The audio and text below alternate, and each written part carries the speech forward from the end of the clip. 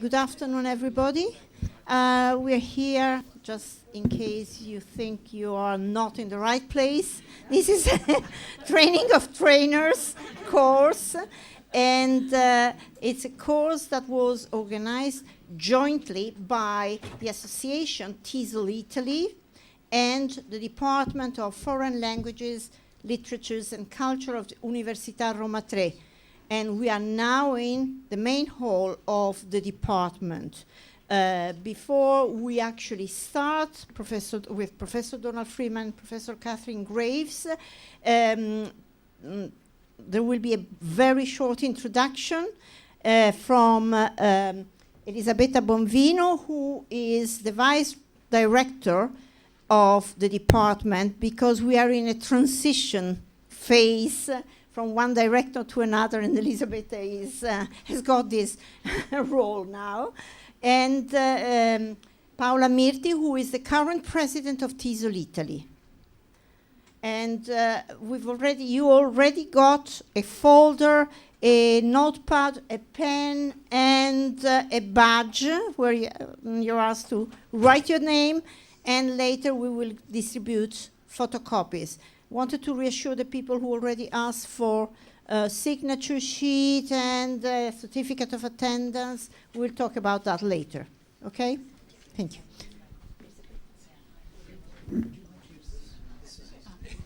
Grazie. Allora, buonasera a tutti. Sono molto lieta di introdurre, non farò veramente un'introduzione, ma dei saluti, questo evento a cui teniamo moltissimo come Dipartimento, perché è la prima occasione ufficiale istituzionale che sancisce una convenzione che è stata fatta, in particolare grazie alla professoressa Lo Priore, con TESOL Italy, un'associazione a cui teniamo moltissimo. Credo che sia TESOL Italy, come tutti voi sicuramente sapete, che il nostro Dipartimento hanno una forte vocazione alla formazione degli insegnanti, e devo dire che questa formula Training of Trainers, e che sarà in parte in presenza, in parte a distanza, mi sembra veramente molto molto stimolante, soprattutto in questa prospettiva che ha di formazione tra pari, che è veramente, insomma, mi sembra quello di cui c'è bisogno. Per cui ringrazio tantissimo Presidente di TESOL Italy, ringrazio la collega Lo Priore, e soprattutto ringrazio molto i nostri relatori Donald Freeman e Kathleen Graves di essere qui e di fornirci questa bellissima occasione di collaborazione. Grazie Elisabetta. Dico due parole. Noi siamo molto molto contenti di questo rapporto di collaborazione con Roma 3. Ringraziamo Lucilla che si spende da tantissimi anni per la vita dell'associazione. Scusate il mio telefono. Volevo dirvi che è un'occasione importantissima, è una nuova attività che abbiamo organizzato. Abbiamo visto abbiamo visto con piacere che moltissime persone hanno aderito. Speriamo ci siano altre edizioni nel futuro, e comunque c'è proprio bisogno di un corso per formatori, per qualificare anche l'offerta che le scuole adesso sono chiamate a fare così copiosamente. Vi auguro buon lavoro e ci vediamo. Grazie Donald, grazie Kathleen.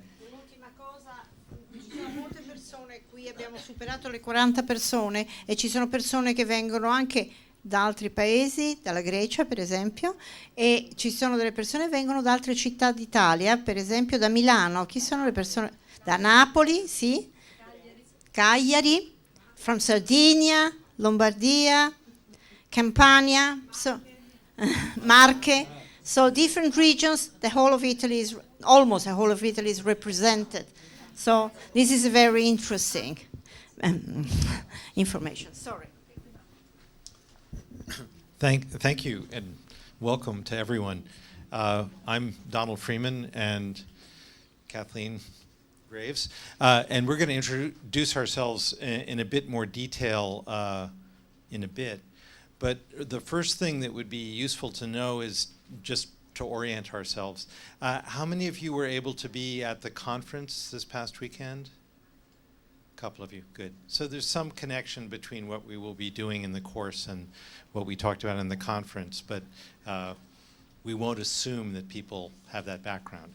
But those of you who were there may be able to make connections. So I'm going to turn the mic over to Kathleen, and she's going to get us started.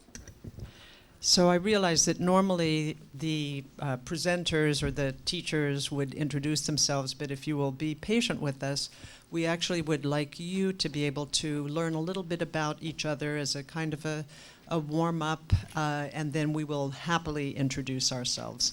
So the way we'd like to begin is to have you find something that's on you or in your belongings that tells a story about you, not a long story, a short story. You can imagine where this is going. So just find, it could be something you're wearing, something in your bag, something in your pocket, just something that tells a story about you. Do you have that? So now this is the part where you're all very comfortably settled in your chairs or your seats, but I think some of you are sitting next to people that you already know, so there's not really any point. So I'm going to ask you, we'll only do this now and at the break, to stand up and find someone that you don't know and just share whatever it is you've chosen, the small story about yourself. Okay, so it has to be someone you don't know, so not someone that you do know.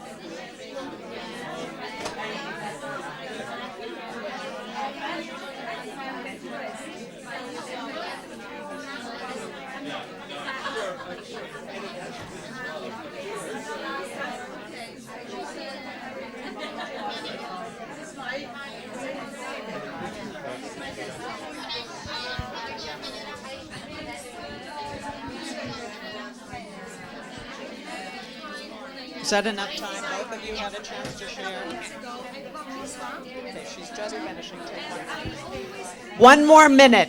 One more minute.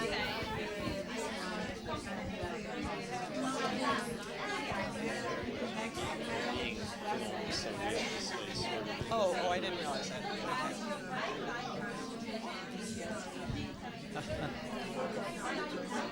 Okay. Right.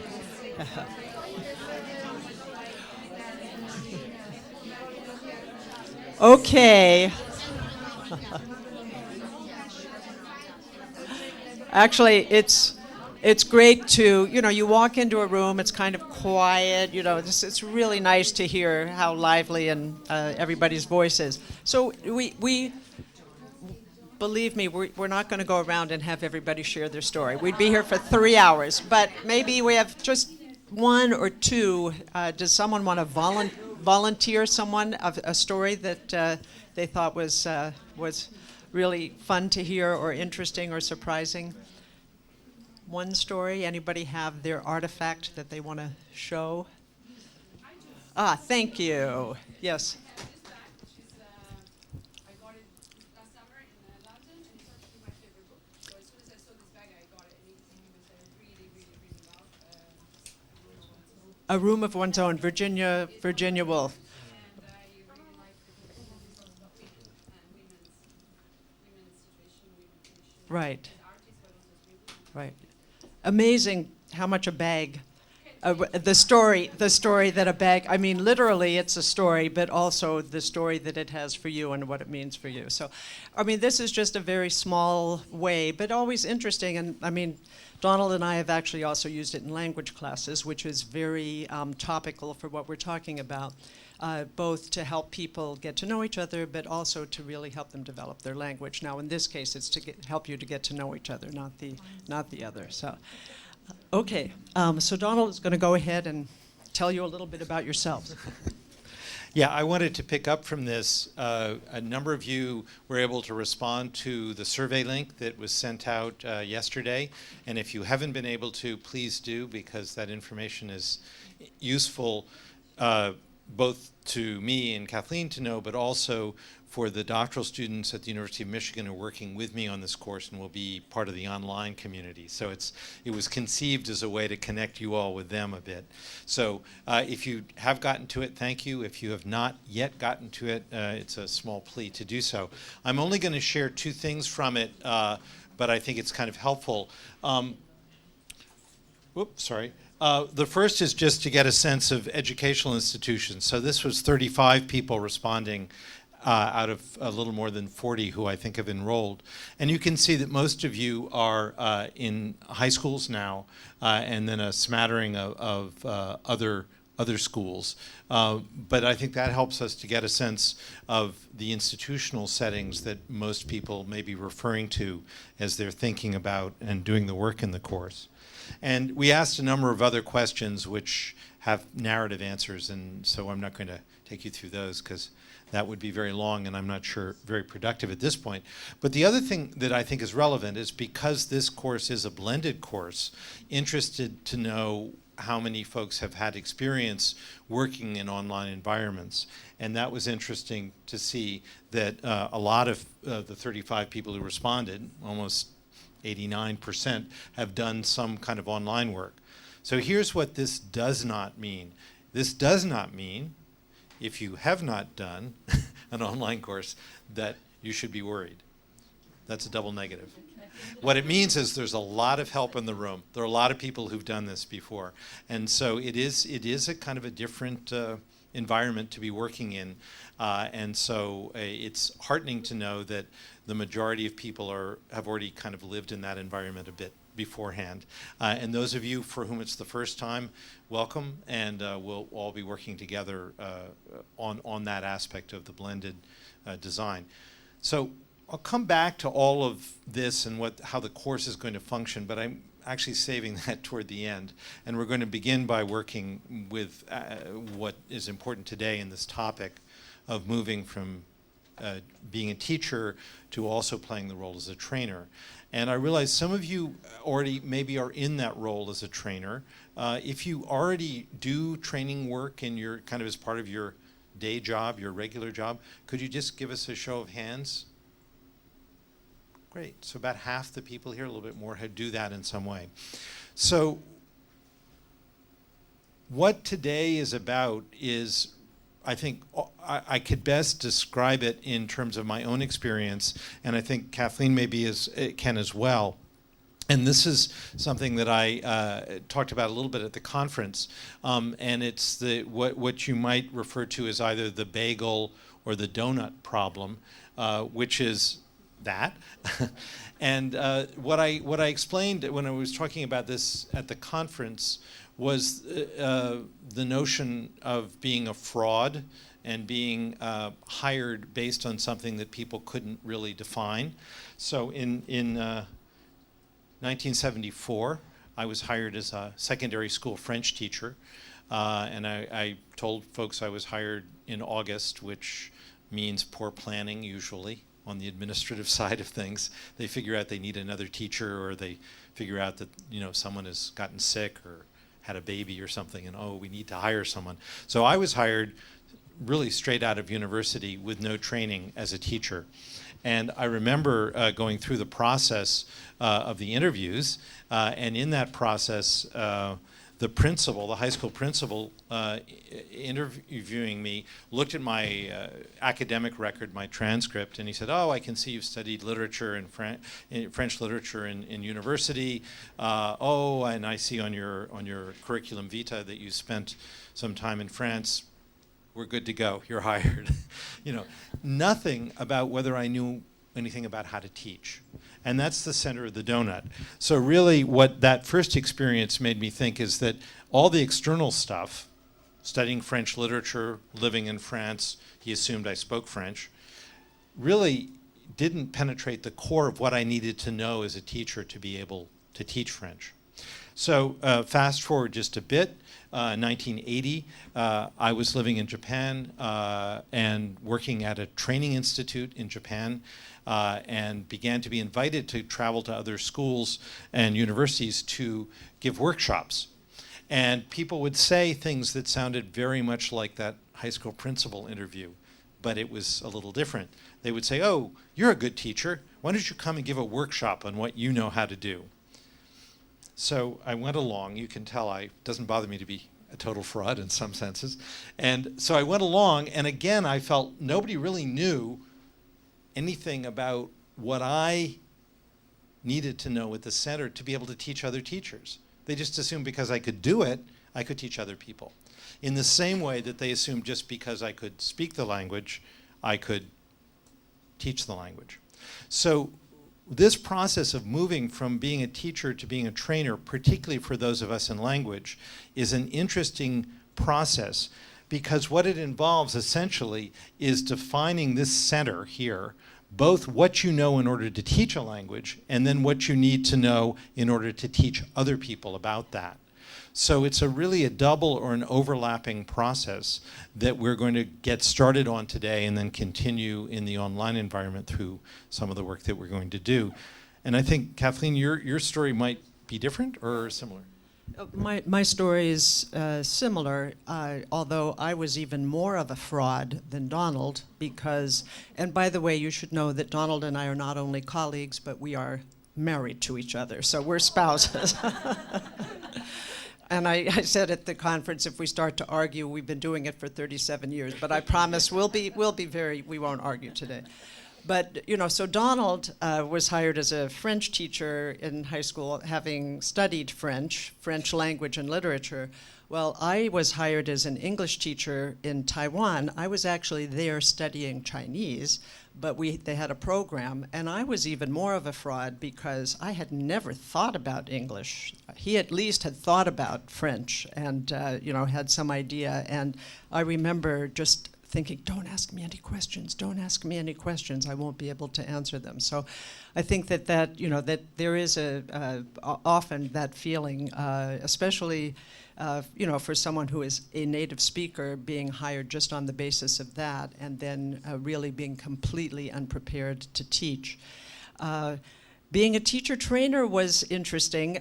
For me, it was also in Japan. I was I knew a lot about community language learning. I used it a lot. Those of you who were around in the 70s and 80s will know about CLL. It was a method at the time. And so I was just asked to go to places and teach people about this method, never having thought about how to teach them. I mean, I knew how to use it in the classroom. So they're very interesting transitions that you make in terms of how you use knowledge that you use with one set of students, but now your students are teachers. And so that's a really interesting transition to make. So the way I think we would gloss this is really focusing on this idea of how does the center of the donut or the bagel, the thing that is you cannot see, how is that part represented by what you can see, the public part? So when you're a teacher, what's in the center of the donut or the center of the bagel is what you know, and what your students experience is what you do with them. And that relationship between what you know and what you do lives within you. When you become a trainer, it shifts because you still have stuff within you and you still have things that you're doing publicly, but you're not actually doing the teaching of the end result. You're doing the teaching of the person who does the end result. So what we want to explore today is, and work with today, are some ideas about how to capture that movement and how to think about that movement from what you know as a teacher to what you know and use as a trainer. And so for those of you who are already in those dual roles or primarily in a training role, this could have a little bit of a quality, in a good sense, of retrospective thinking, how did I kind of make that move? What did I do? What did I have to shift in order to be able to do what I'm doing now? And I guess the short answer is you didn't just have to shift the public perception of who you are. It wasn't that all of a sudden you could say, I'm a trainer now. That's the public view. It's the internal stuff that we're interested in and what has to happen. So here's what we're going to do today.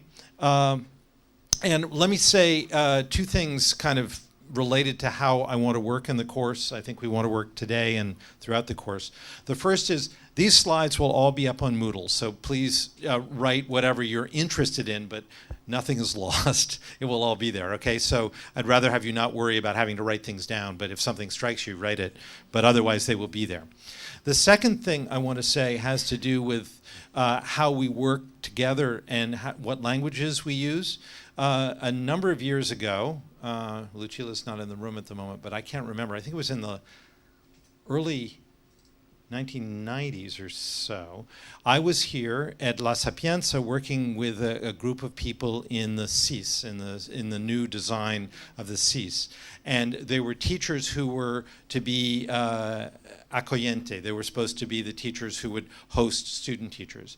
And it was a group like yourselves. However, they taught many subjects. There were classics teachers, there were math and science teachers, there were even physical education teacher, I think, and language teachers. And so, naively, when we were putting this together, Lucilla and I thought, oh, fine, I'll work in English, and Lucilla will translate into Italian. I'm talking about our CIS experience. And after about an hour, it was like, this is a bad idea. This is not going to work. And so we just said, look, let's everybody use whatever language they're comfortable with. I speak French, I speak some Spanish, I can understand some Italian if I got the context and it's not so fast. Obviously Lucilla has English and Italian, and the participants all had different languages. What evolved was really what we would now say, from this vantage point of 20 years later, a translanguaging environment where people were just using whatever language. But I want to invite you, there's no reason to stay in English or to avoid saying something in Italian or in French or whatever other language moves you, provided that we can all work with it. So that's the language note. So here's what we're going to do today. We're going to start with a frame for all this transition and really look at an idea that I want to work with you on, kind of how we've defined the center of the donut, how we've defined that whole in language teaching. So this could be what you might say a brief tour of our collective histories. Then we're going to work with two frameworks. The first one goes by the acronym CASA, and we'll come back to that in a minute and what those letters stand for. And the second is a framework which we call teaching. These frameworks and others that we are going to introduce in the subsequent parts of the course, I want to propose that you think of them like tools, something you use. In other words, they're a way to organize ideas and work that you do as a trainer.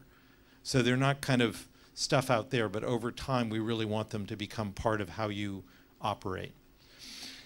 Then, as promised, we'll deal with some of the details in the last part of the course, how we're going to work in the blended structure, what the overall schedule looks like, and what we're calling the reading period, because we're using the part of December before the holidays to get people familiar with the Moodle and to do some reading and interacting around that. Sound good? Okay. So I think at this point, I want to go to the frame. Yeah, do you want? Then I can just see what's. This is the problem with these things; you can't always see. So let me ask you, and this is not to embarrass anyone. How many of you in this room did your initial training as you entered the field of language teaching in? 1978. That's what I wanted to know. In the 70s, we can put our hands up. Okay, in the 70s. Okay. Okay. What were some of the important ideas that you were supposed to learn at that point in the 70s? Do you? Structural language. The structure of language was very important. The idea of structure and functions in language. Anything else? The functions were coming along. They were kind of new, weren't they? Yeah, that little thin green book. Yes, exactly. Anything? So it was structural information about the language. Anything about methodology, or was that not emphasized as much? No, it was not emphasized. No. The drills. There was this one, right? Yeah. Anyway, we have to work on our own. Yeah. We have to methodology. To learn the methodologies, you really had to do the work. University level literature was the main Ah. topic. So hold this thought. 70s literature, structure of language, some functional, and really no work in methodology.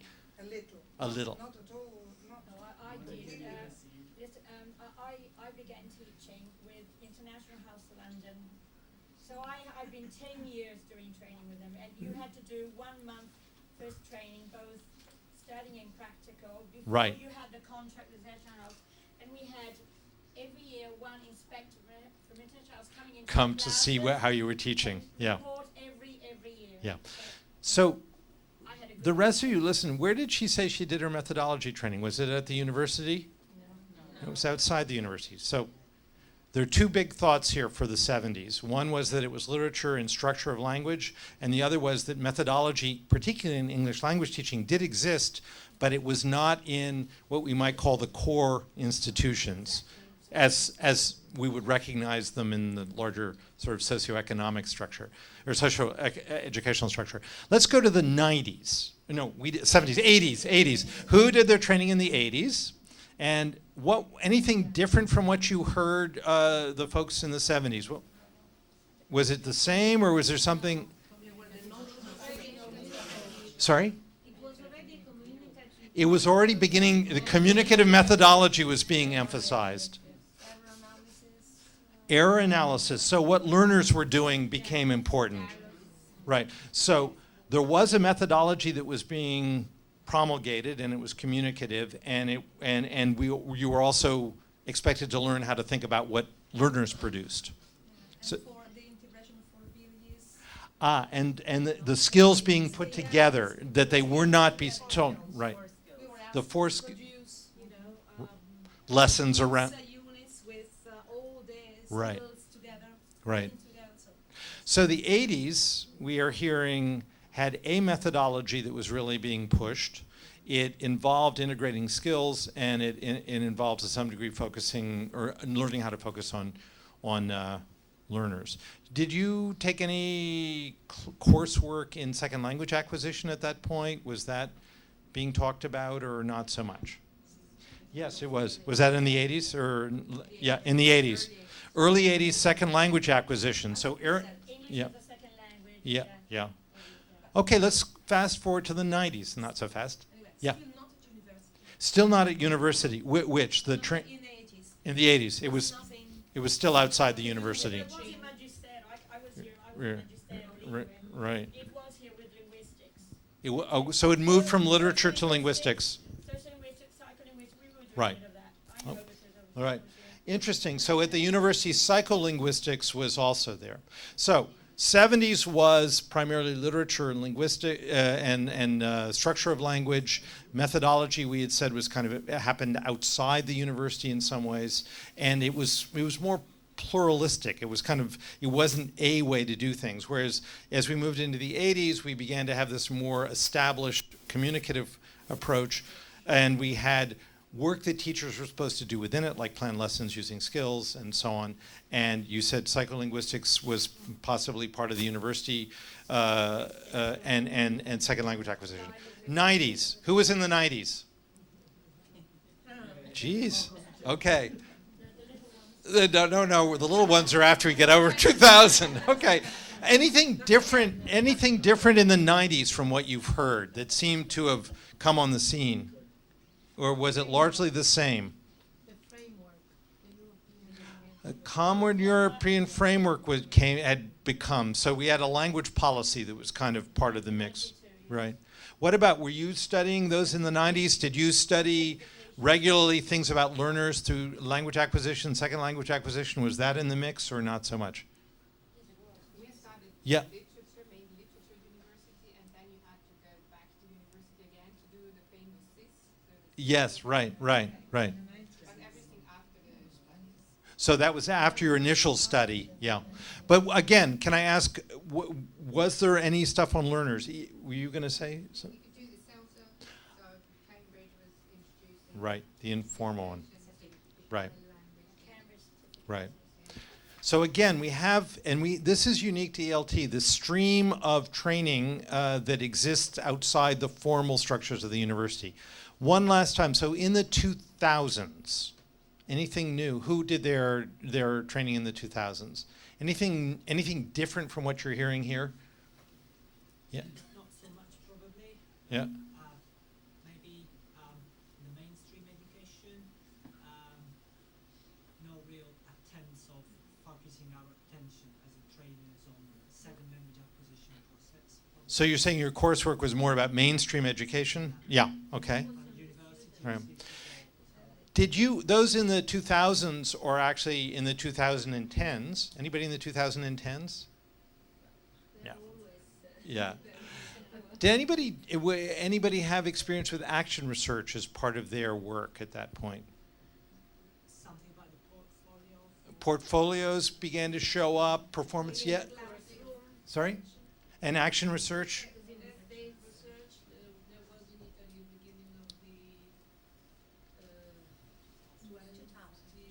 Two- Yeah.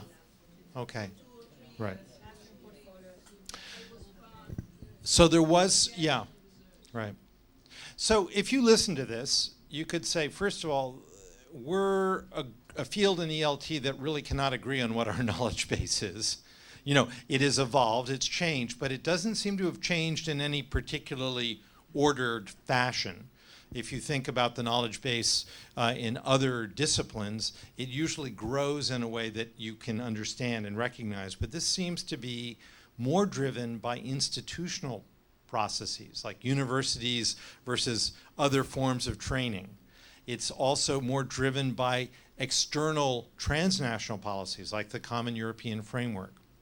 So probably the first of a couple key ideas to hold on to around this idea of what the knowledge base is that's at the center of this donut or bagel as a trainer is that it is not particularly clearly defined. And you might say, well, is that a problem? And I'll leave that to you to think a little bit more about. But I think I think it has advantages but disadvantages as well. Okay, so let me give you a look at sort of one way to think about what you've just said. And this, again, some of you may have seen at TESOL Italy, because I used a version of this there. But I want to base it on something that I think we all have to kind of accept, which is the general view of teaching that we're working against when we're trying to figure out, is there even a knowledge base in something that teachers actually know? And the general view of teaching is this one, which you probably know. What comes next? Those who can do, those who can't teach. And you know the next one, right? It's you guys, right? So I don't for a minute think you're all here because you can't teach, but do you see what's underlying this perception? What is underlying this way of structuring or thinking about the center, that hole that I was showing you earlier in the donut?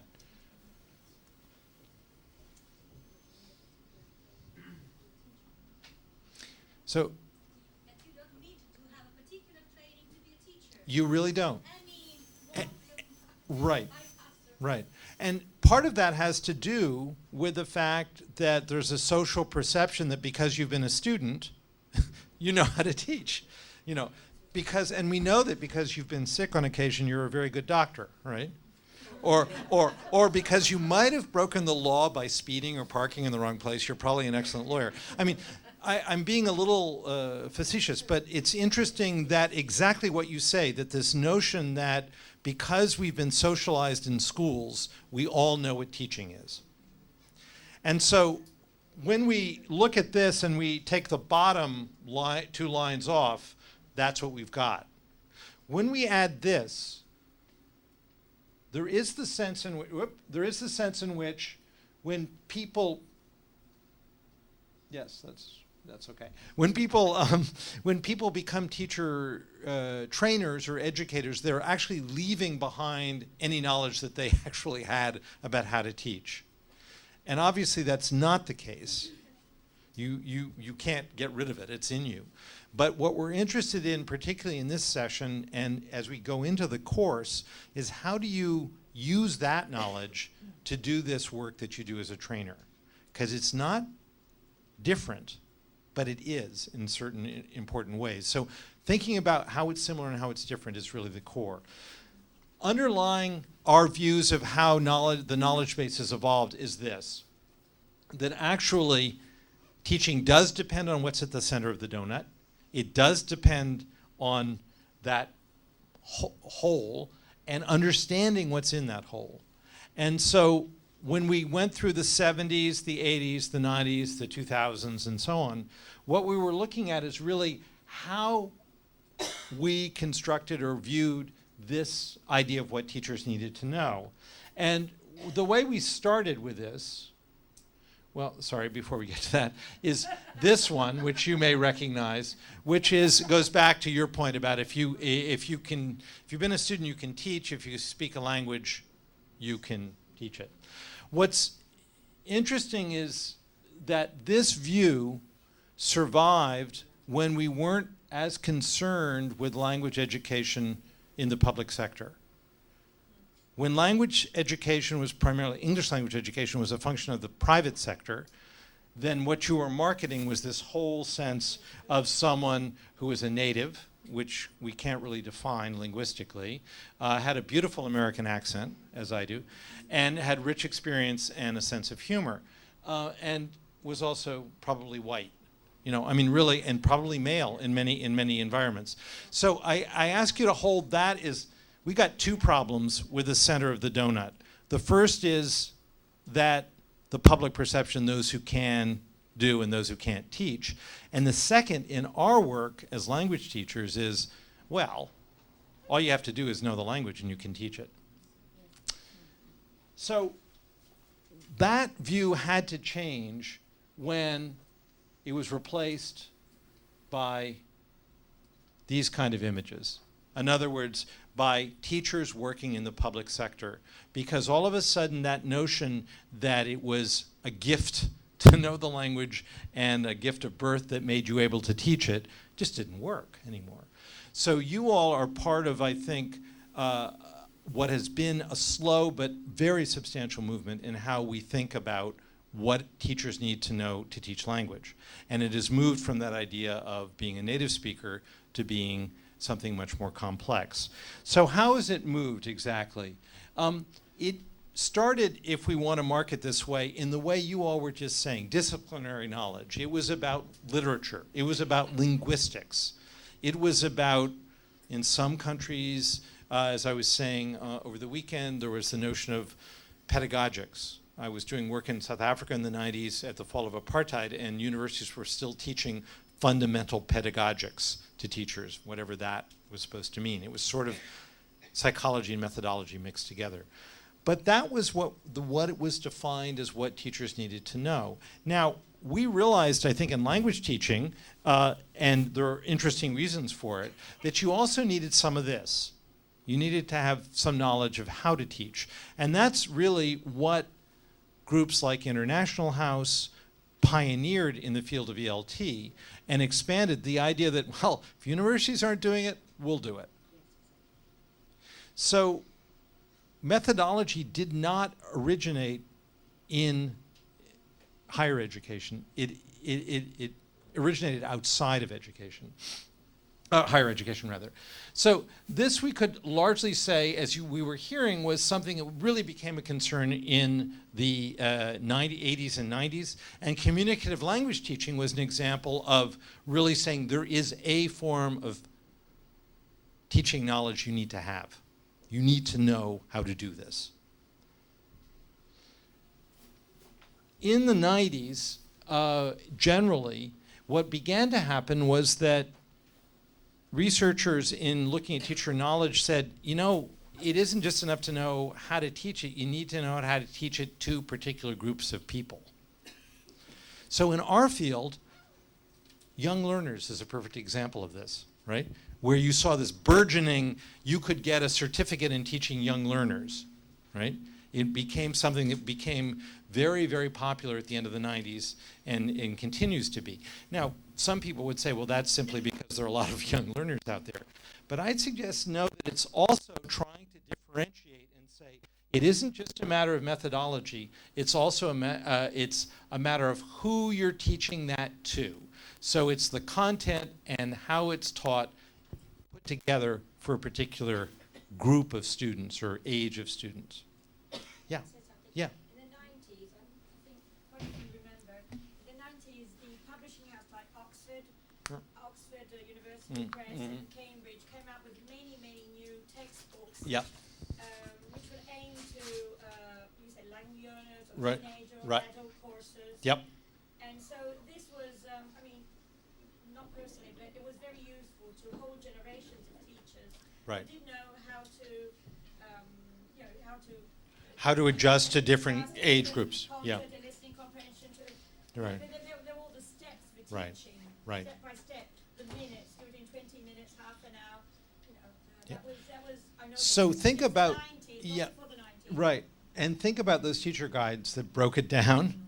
That's really what you're talking about in this pedagogical content knowledge, because it wasn't just breaking it down for any learner, an adult or a middle school student. It was really much more focused on who learners were. And this is when we began to get action research, right? Trying to understand how teaching worked in a particular context became very centrally important. So where prior to this, when we were in this phase, there was less emphasis on teachers doing any kind of research work in their own classrooms. Because a classroom is a classroom is a classroom, right? And so you study them and you can understand them. That's not true, but that was a view that was very, very much held in education and educational research throughout up into the 80s. With the advent of action research, you got much more attention on how is this working in my classroom? How is this working in my classroom? And how can I adjust or change? So you could take your good point about the teacher's guides of various levels as being one version of this. You could take action research as another. Okay, so to wind this up, where we are now, I don't know why this is happening, sorry. I'll stay where I am. Yeah. To wind this up now, I'm standing right where you can't see, so let me see if I go over here. Knowledge for teaching is the way we are going to be talking about the kind of stuff that's at the center of the donut in that hole. It's the knowledge you have when you teach, and it's the kind of knowledge as a trainer that you're working with on when you're training other teachers or helping other teachers. There are a couple things that are important about this. One are the hyphens. If it didn't have the hyphens, you'd have something that was for a purpose.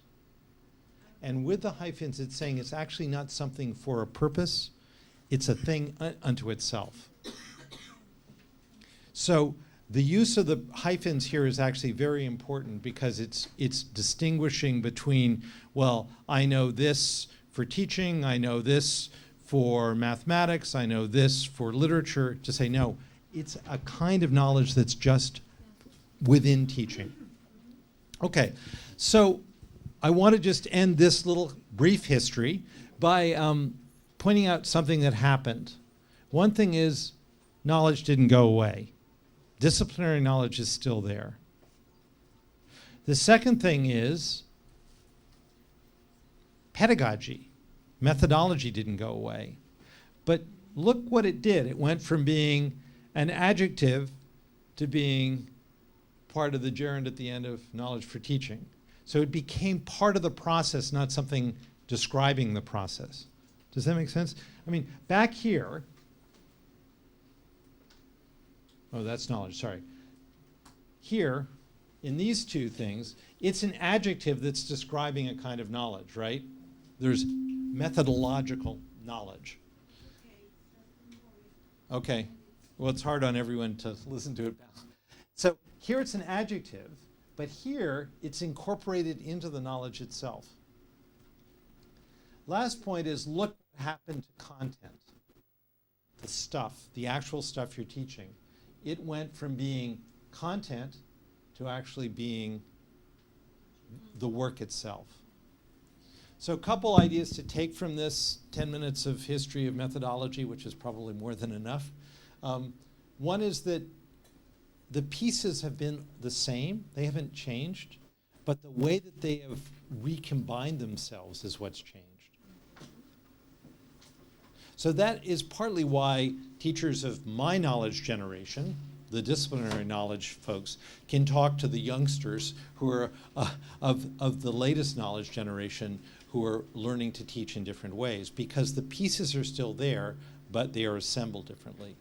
That's pretty important if you think about your role as a trainer. It isn't that there's certainly things that you probably didn't learn, like how to use a whiteboard or how to do things like that, but the fundamental stuff is not different. It's organized differently, point one. Point two is it's organized around the work itself, around teaching. So it went from being organized by the way universities were organized, by literature departments and linguistics departments and so on, to now really we say that still goes on. In most countries, teachers take courses in disciplinary areas. But we now know that in teaching, the work they're doing is different. There's a different kind of knowledge that they're using.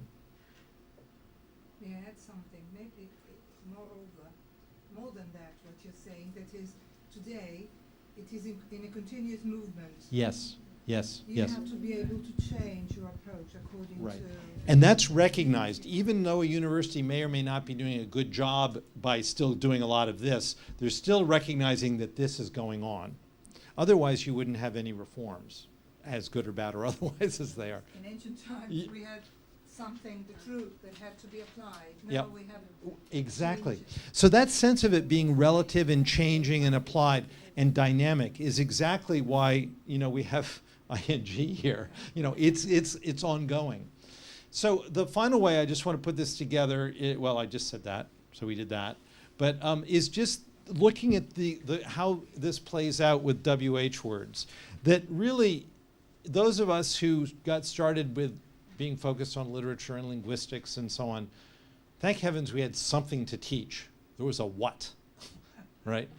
Well, then, of course, many of us had this experience that well, we need to learn how to teach it, and we might go through these short courses, we might go through other forms of training, we might actually come back to be retrained to learn how methodology. But the how is there. When we got, as we were just saying, into the pedagogical content knowledge way of looking in the 90s and 2000s, we realized that where you were teaching was very important. So this is the point about teachers' guides being oriented toward age levels. It's the point about action research, that actually studying your classroom is different than studying my classroom. And so, fair enough? And now, this is what I think is cool, is that where we're now is really, why are you doing this? Why is this working in the way it's working? So your role as trainers, you could say, the whole center of the donut there is really about answering the question, or helping the people you're working with answer the question, why? Why is this working or not working? What's going on here? Does that make sense? Exactly. It's you've got to function from the point of view of watching what's going on, because you all know that you can't answer the question why for someone else.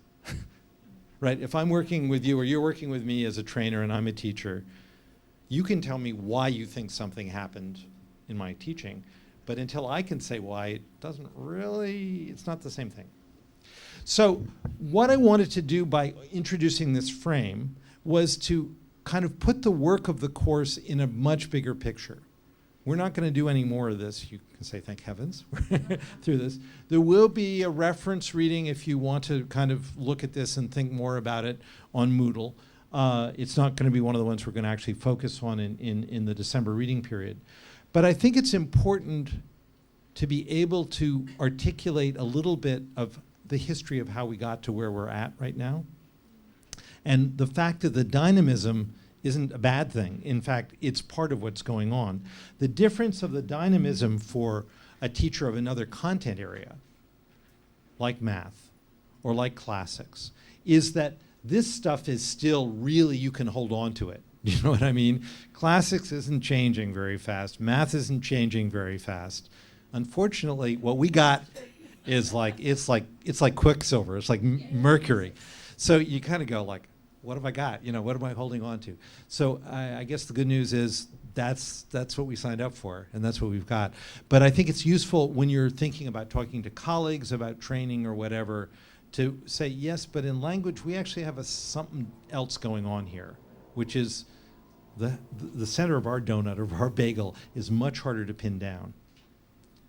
So I'm going to stop there and turn it over to Kathleen, who's going to kind of begin to work with this idea of moving us into the transition. Can I check? Are you going to try to work there, or how are you going to do this? Lucilla, it's not possible to get a flip chart or something, is it? Well, I think if there are markers there, you might. Can you see that? It's very hard to see. Is it possible to get a flip chart or something to write on? Yeah, to write on, yeah. Like a flip chart or something that would be, or we will only have to use that. We didn't plan on. That's it. Okay. I'll use this. Good enough. Yeah. I'm sorry. No worries. Is there a pen there? Yes. Yeah, there are. Yeah. Okay, so this actually, I'm going to turn this over to you. I'm going to be asking you to think of some things and then to call them out, and then Donald is going to do something over there on the board with it. And what we're looking at is what we've called the riddle or challenge of moving from teacher to trainer. And so the question that I'm going to ask you to think about, and then we're going to ask you to call out your answers, and that Donald will do some arranging, is how do you use what you know as a teacher to help other teachers do what they do? So in a sense, it's saying, what is it that you know from the point of view of Donald's first donut, which was to be a teacher? What is it that's sort of in the middle of the donut, that what you know as a teacher that is something that you're going to be able to use to teach teachers? So that's now becoming a trainer. What are you going to use from what you know as a teacher to teach other teachers? And so I'll give an example of something that I know as a teacher of language that I got from teaching language that when I made the transition to teaching teachers was something that I was able to use. And that was very simply how in language I learned that if you want to maximize the opportunities for students to use the language, to practice the language in the classroom, and also to minimize the teacher using the language, was to have them work in pairs or in small groups and give them something that they needed to talk about or to work with together. So that was something I learned as a language teacher that I then was able to use when I worked with teachers to help them in learning how to teach or helping them to teach. And so this is what's very interesting about this shift from being a teacher to a trainer, is that when I have teachers work in pairs, I'm not having them work in pairs to work on their language. I'm having them work in pairs for a different reason, but it's still related to what I know about how people learn. It's just that it's related to what I know about how people learn languages. Now I've shifted it to helping teachers learn how to teach. Okay, so this is the riddle, this is the challenge. We have a lot of knowledge from teaching that we use as trainers, but we use it for a different purpose. So just think, what are some of the things that you know as a teacher that you will be able to use to help other teachers to do what they do? So do you want Yeah, okay. What, for example, you do if you have an unruly class? Okay. Yeah, I'm going to write some of those down. Okay, so it sounds like you're saying you know what to do in terms of class management. When things start to get a little bit out of hand, you can use that in helping teachers know how to teach. Okay. What else? And Donald's going to put things there. Yeah. Sorry about this. Yeah. Yes. Don't focus too much on grammar. Grammar is important, but the main focus of the language is to communicate. So, especially in the, I'm a middle school teacher, especially in the oral examination, in the oral test. Sometimes, or usually, I would say, teachers in my school ask to say again the verb, like in Latin, to be. Just say the verb to be. I am, you are. No, this is not the point. You can check that on the written test, but when you are on the oral test, make them talk. Okay. Talk. You need to communicate. Okay. Donald, is that enough to hear don't with him? overdo grammar. Yeah. Don't overdo grammar. Okay, yes. Lesson planning in a careful way so that it can be more learner-centered than just teaching, just the teacher teaching. Okay. Lesson planning in a careful way. Yes. Going on what you said about pair work, giving feedback as well to each other. Okay. Can you say more? Who's giving feedback to whom? The students are giving feedback to each other. Okay. Students giving feedback to each other. Yes. So, and can you say a little bit more about that? Is it, are you saying how to do it, why to do it, when to do it, what? I was saying that, so as they're practicing something, Yeah. they can take turns giving feedback on each other. Okay. Okay. Does And it helps them reflect on themselves as well. right. Okay. Oh, hang on, don't go. Okay. Sorry. That last piece was very important. Okay. Yeah, because some of what you're saying goes in different places on the Yeah, quadrant. no, Okay, and I need to give him time. So Yeah. So feedback helps. it helps themselves. Not only does it help reflection, right? right the person that they're giving the feedback to, but it also helps the person who is giving the feedback. Okay. Okay. Yes. So you can let them work in small groups Yeah. and then do kind of peer teaching. So they can give Peer-to-peer. feedback to each other, or one student from one group can move to the next group and tell the other group what they have done. So this works also very well with teachers. For example, if they have to work on a lesson plan, then they explain the other group what they have worked Good. on. Okay. Come back here. Oh, I You're do on camera. because I Yeah, won't be yeah, on the you're camera. camera. Okay. So We're only going to allow one more in that box, so you guys are going to have to get stuff in the other boxes here. Right. Can you, in the back, can you see what's in the boxes? Let me just quickly, can I recap what's Yes, in them? uh-huh. Okay. So over here was don't overdo grammar in this box. In this one we have class management, planning lessons for learners, focus on learners, pair work, structuring pair work for learners to give each other feedback, which also had another piece, which is that feedback helps them think about themselves. That went in a different box. And peer teaching, students teaching each other. Yeah. Okay. I'm sorry, someone who hasn't spoken. Yes. Okay, you start. Okay. I think that my advice is to make use of images and various activities, because I think one of the things that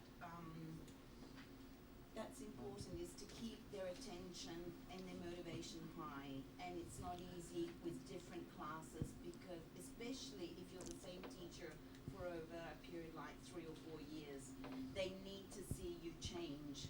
They don't want the same teacher doing the same thing over and over again. So I think that even if you've got the same class, my advice is to change. Okay. So you actually, there were a couple of things in what you said. Are you okay with what we've got? Well, I'm not writing the thing that went in here. Right, right. What You was started out with something, which was, no, you started out with using, yes, you started out with and that would go here. using Okay. images. Right. Using And then it images went goes down here. to- But then you started to talk about the reason for that. Right. So, okay, good. Someone else, yes. I don't know, role play, but role play, I mean, something with a more debate in a very simple way. So you assign a topic and they have to work on it. And it's really motivating experience. Or even students with low speaking ability to perform in a quite satisfying way. So it was something, challenging. Okay, started out with the role plays Which is here. and then the reason for doing that was for low-level students, that it was a way for them to be able to produce the language or use it in a way that was, interact in a way that was satisfying. Yeah, satisfying, and they could take a risk. In other words, yes. Okay, great. Something else, I would yes. say emotional involvement and differentiation.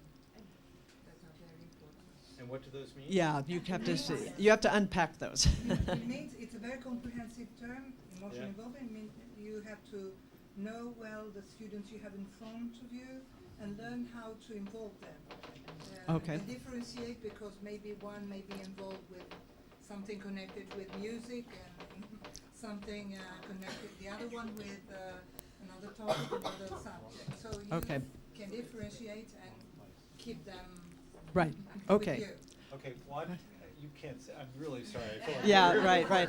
But I'm writing here, know your students well, and I'm writing here so you can differentiate. So it's actually got two different pieces to it. Right. What would you like to put in Well, let's Let's have it. Let's have it. No one's got it yet. No one's got it yet. No, don't. Let's have a few more, and we'll see. Yes. Yeah. Sorry. Yeah. Go ahead. I share materials on with the colleagues. I share materials on professional development and information about new methodologies, because they already work on the basis of empathy, of looking for empathy with the students. Because I teach in a technical school, so this is a must. Otherwise, you can't teach at all if there is no empathy. So what I think they need is to improve their professional, to be motivated for professional development. Okay. Are you okay with So that? the shared info's here. I'm not sure. Would you put that there? Or would you put that here, Kathleen? I'm not sure. Well, Oh, I'm gonna leave put that. it No, for no. now. Leave. I It's think a- you it's a should leave that start. there. Yeah. No it's a empathy. start, yeah. Can't teach. Yes. Without empathy, you. Okay. Way back there. Yes. Sorry. Someone up here. Just introduce what I was going to say. Okay, go ahead. Say it. Say it. In other countries, I found that cooperation, a cooperative teaching, cooperation among teachers was very central, and that's what I really miss in Italian system. When everybody shuts the doors, there's no classroom isn't shared as a Right. Okay. Actually, Right. Okay. So, yeah, this. That goes here. Yeah, cooperating, cooperation. missing, yeah. Okay. Can I ask one question? Sorry, what's your name? Paula. You realized that when you came back to Italy and started teaching here, that you missed the cooperation? I did, and Okay. I'm still doing. Yeah, right. Okay. I'm opening doors. Yeah, Okay. Okay. No, Yeah. that's important for where we're going in terms of when this became something that you would use. Yeah. Yeah.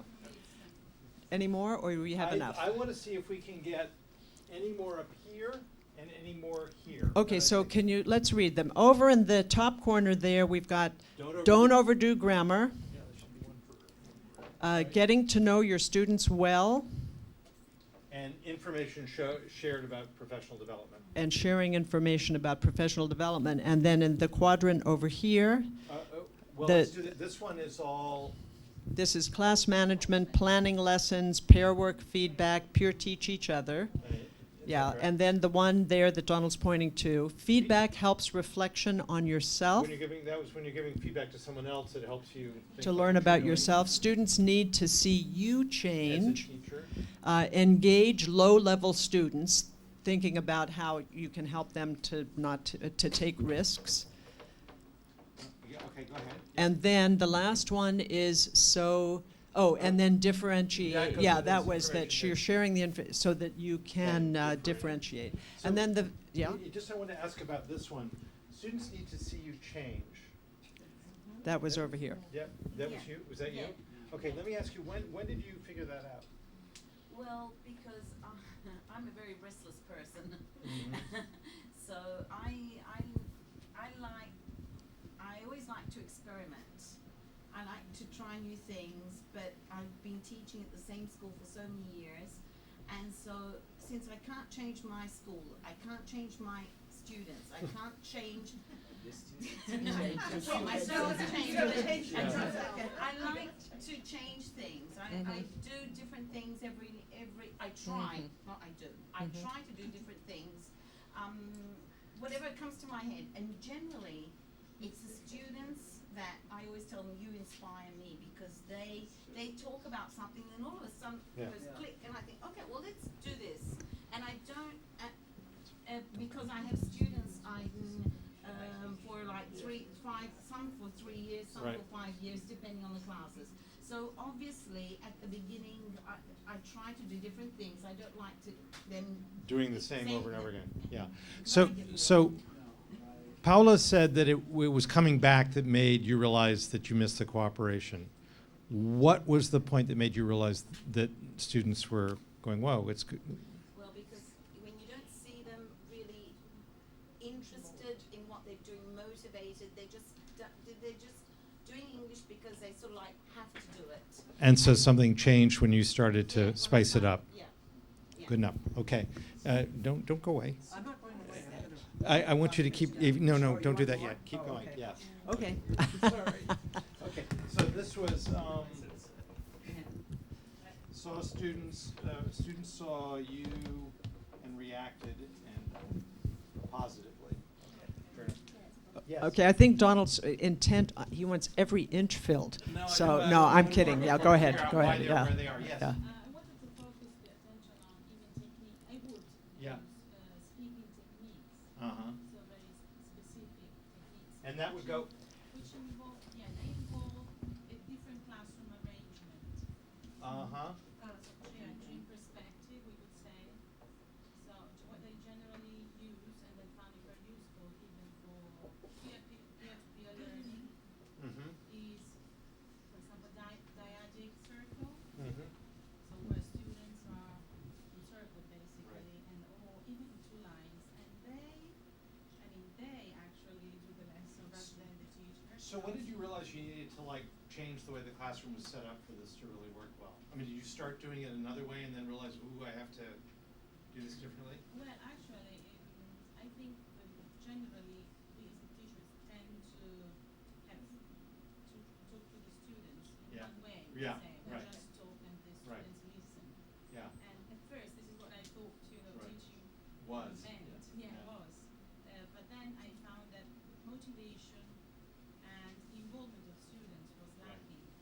So there wasn't a particular point at which you said, I need to change the way the class.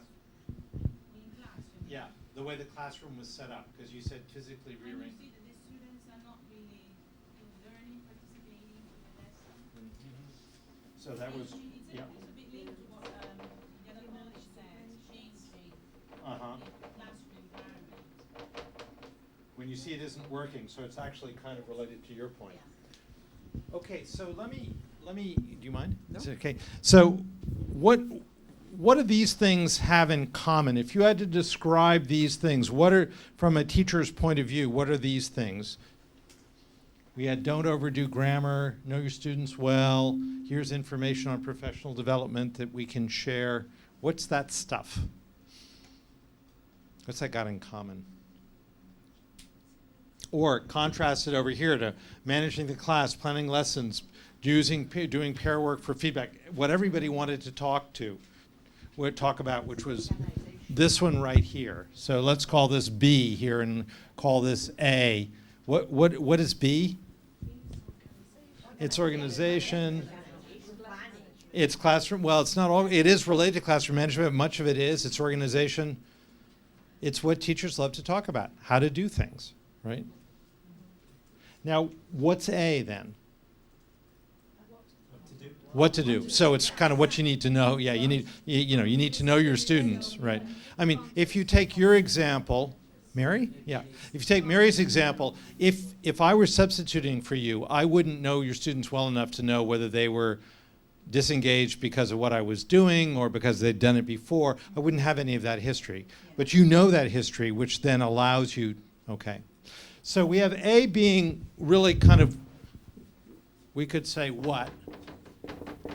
The stuff you need to know. And B, we could say, is how. Right, now it gets more interesting. What are we going to do down here with C? Right, this is the stuff on, were you feedback and reflection? Yeah. When did you figure out that actually it wasn't just giving it, but that they were figuring out something about themselves? Was there a minute when that kind of clicked? Yeah, because it allows them to, it's easier for the teacher because when everyone's in pairs and they're reflecting on what they're doing, Right. they're able to realize these mistakes quicker than I'm able to go around to each pair. Okay, and I that's good. When did you figure that out? When? I don't know. Did you know it from the beginning when you started doing pair feedback? Yes, because I was taught this in university. Okay, so it came from your, okay, so you'd been a learner and you'd done it. Ah, okay. Then this also has something over here as well. Okay. So we have that. We have students need to see you change. You need to engage low-level students. You really need to have things that they can do, the debating idea. What is this stuff over here in C about? Yes, what I'm saying over here, quadrant C. That's why. Well, it's somewhat of why, somewhat of where, but you could say, I know that if students see me changing, that's going to shake things up, but I don't want to. I'm not going to do it. Right? You could say, I know that actually debates where students can really talk about things that they care about will engage them, but that's too much work. I'm not going to do that. Yeah. So maybe where you start? It's something about where you start, your motivation, your own engagement in your work, right? So I think C has this kind of almost, we could say, it is how and it's where and it's why, but I think it's really about the affective side of it, right? Do you even say that it is the battlefield? Sorry? The battlefield. Well, this one certainly is pretty important. Yeah, yeah. If you don't stay here, yeah, if you don't work here, you end up getting very routine here. We know that. Yeah. Yeah, it is motivational. Right. Right. So in a way what we're saying about this one here, this quadrant here, is that these things are, I won't say neutral, but they're acontextual. They're outside of a particular time and place. This is stuff, as you said, it's about motivation, it's about engagement, it's about how you are feeling it at the time. It's fueling the class, I think. Right. Now, let's look over here. I want to use Paula's because it was a good example. Just it's a good example. So where were you teaching before? Okay, so England and Ireland, you were working a lot, cooperating, and you came back and you started teaching at a state school. And when did you realize that you missed it? Well, I missed the feedback. Yeah. Was it like after a week, after a month? First day. The very first day. As soon as I entered the classroom, I wanted to know about the classroom from the other teachers, how they, what they felt, or what they were doing, what was the best strategy, because they were already experienced. So you wanted some of this stuff, right? No, and I also wanted to share what I felt. Some of this stuff, and you felt like, gee, it would be engaging if I could share it. And what happened? Sorry? It could have worked better, yeah, because you knew in another way. Right. So let's take another one. What was this connected when you see it isn't working?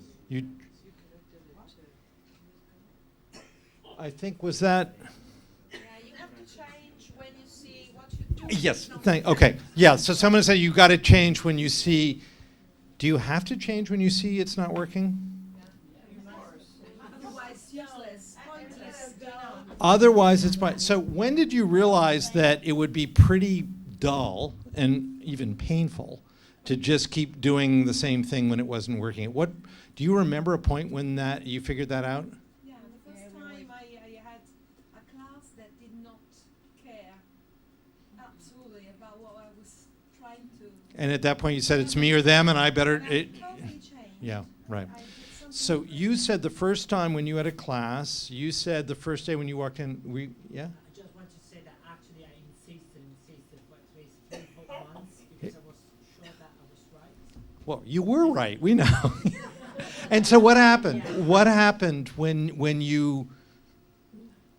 When I realized that Yeah. I had to change, that I realized that it took me along for, revising, Right. renewing Right. all my strategies and my Right. teaching. Right. It took me a lot. And so when you realized that, then you said, well, as you're saying, I got to change because they're not. I can't make them be what I want them to be.